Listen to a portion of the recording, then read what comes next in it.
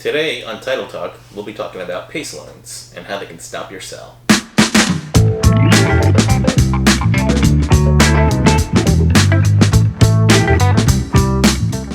Welcome back to Title Talk with Title Leap. I'm James Brown, a Florida real estate attorney and founder of Title Leap. And I'm David Velez, and I am the closing master of Title Leap, provided by James Brown Law. Okay, there's a few more of us too, whatever. So Jim, we got a call from a selling agent who, they were coming to closing, everything was going fine, and then all of a sudden this thing called a PACE loan came up and it threw a big monkey wrench into the whole thing. It just caused a whole lot of drama. They didn't know they were going to be able to close. The seller drama. Exactly. Avoidable drama. Avoidable drama. Right. So what is a PACE loan? So a PACE loan is a property assessed clean energy financing loan. It operates like a mortgage, but instead of making monthly payments, the borrower makes a payment, but that payment is included in the tax records, in the tax payment. So instead of paying $5,000 every year in taxes, you're paying $9,000 every year in taxes.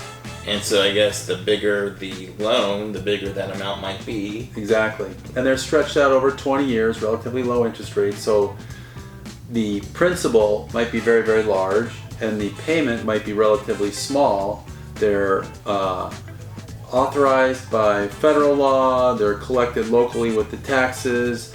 They are in effect for 20 years typically, and they will show up on a tax report. So it seems like they have like a lot of clout when you're talking about maybe lien position. Exactly, yeah. So it seems like, if you're a lender, you may not be so keen on lending on a property. A big problem is there's a disconnect. Sellers think that the buyer is going to have no issue taking it over because sellers were told they were assumable loans. And the reality is the buyer at the last minute realizes they have this additional obligation that wasn't disclosed to them in the contract.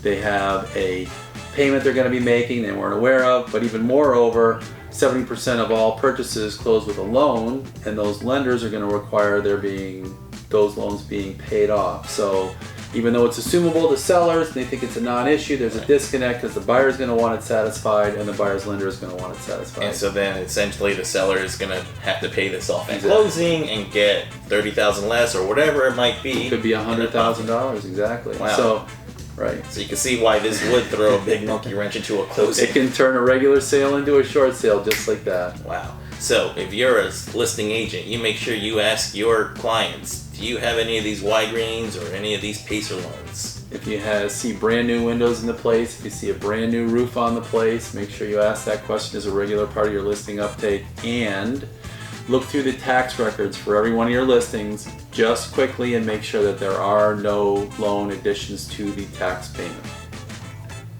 Thanks for watching Title Talk with Title Leap, where we're all about empowering agents with the tools to succeed.